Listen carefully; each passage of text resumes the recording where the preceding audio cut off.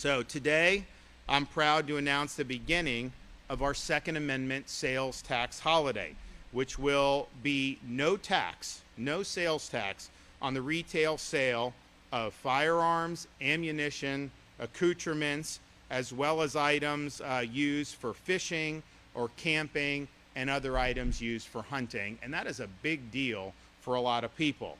This year's sales tax holiday will run from today, September 8th, until the end of the year, December 31st.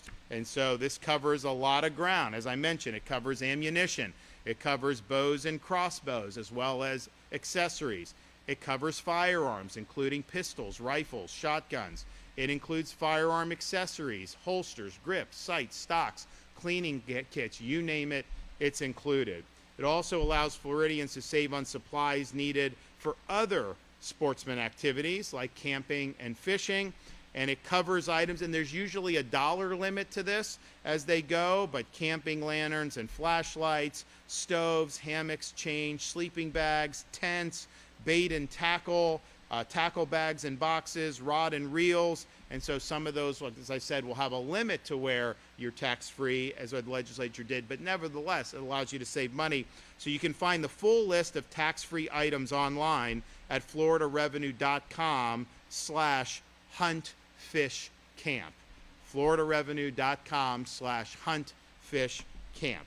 And if you purchase guns or ammo during our Second Amendment holiday, we are inviting you to exercise your rights at one of FWC's public shooting sports ranges. So in addition to several of our state shooting sports ranges that are already free year-round, we are also announcing today that during this sales tax holiday, we will further commemorate our constitutional rights as we approach the 250th anniversary of our nation's founding by providing half-price range passes for various public ranges across the state. The dates and locations include Sunday, October 12th, Columbus Day, all ranges, all public ranges in Florida. Saturday, October 25th, and Saturday, December 6th at the Lakeland Range and at the Panama City Beach Range. Saturday, November Complex in West Palm Beach.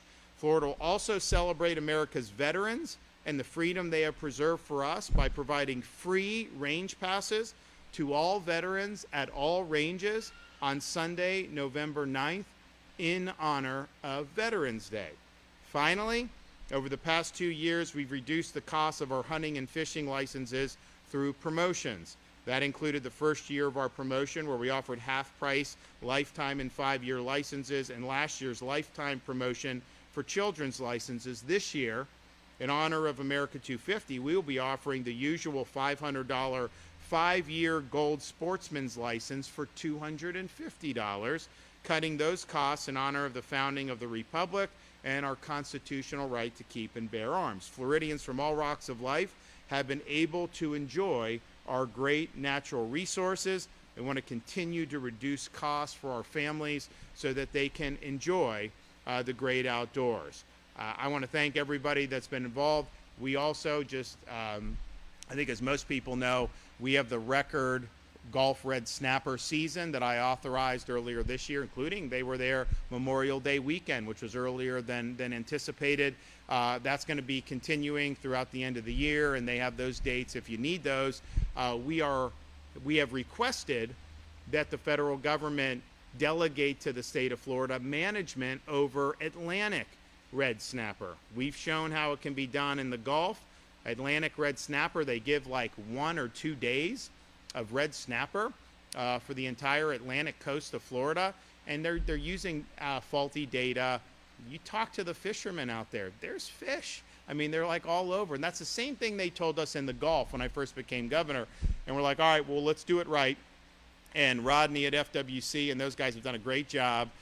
We're ready to be able to take on the Atlantic, and I would love to be able to open a really strong Atlantic red snapper season. I know that'd be a huge thing for so many people on the east coast of Florida. So this is an exciting day. It's an exciting time. I know there's going to be some of our residents that are probably going to save a pretty pretty good chunk of change here, knowing how they stock up on some of this stuff. So enjoy it, and we're going to continue to work hard to support taxpayers. So we're going to bring up some of our speakers now. So I think a lot of people in Tampa know our Lieutenant Governor Jay Collins. He was a senator from nearby in a different part of Hillsborough County and did a great job in the Florida Senate. Really was actually the constitutional carry was his bill in the Florida Senate. Got a great record on the Second Amendment. Also was the guy, he spearheaded our legislation that banned the purchase of farmland and other critical land by the Chinese Communist Party. We were the first, or one of the first states to do that. Now they're looking at doing that nationally, and Lieutenant Governor, then Senator Collins, now Lieutenant Governor Collins, was really leading the way on that. And then he's been really strong on school choice and really strong on law and order. And we take it for granted sometimes in Florida, but we are a law and order state. There are a lot of things that happen in other parts of this country that aren't permitted to happen here.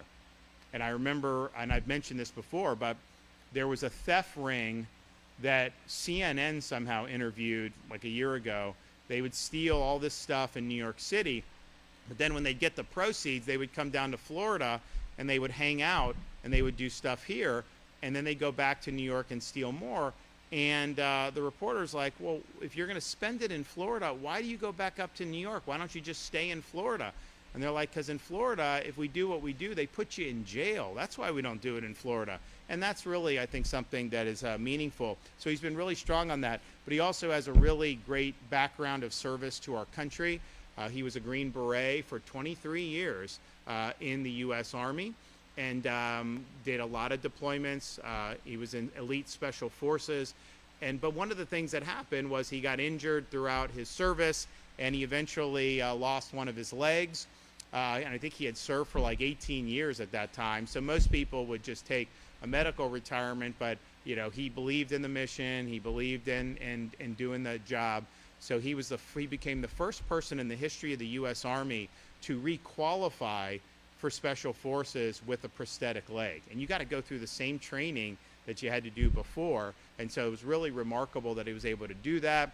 And he's got a great military career. But then even taking those skills as a civilian, he is an operations officer, was for a disaster response charity. And so when we have storms, he's down there immediately feeding cops, first responders, displaced residents, very quick, great operational tempo. And then even more recently, when we had Floridians stranded in Israel when the Iran-Israel conflict broke out, we had a lot of people very frantic, wanting their loved ones to get a pathway home. And we just do what we do. I authorized emergency rescues. We were able to get thousands of people out of Israel and to safety, and eventually fly most of them back here to the free state of Florida. And it's great, and I'm proud of doing it. But like, you know, I just signed the order and kind of gave the direction. Then Senator Collins, he flew to Israel, was on the ground, and was personally rescuing people while the ballistic missiles were raining down. And so that tells you somebody, you know, that believes in service to others and service to this country. He's hit the ground running as Lieutenant Governor, I think like nobody has seen before. And I think people are seeing like this is a guy that is, he's the real deal. So I'm going to invite our Lieutenant Governor Jay Collins to come up.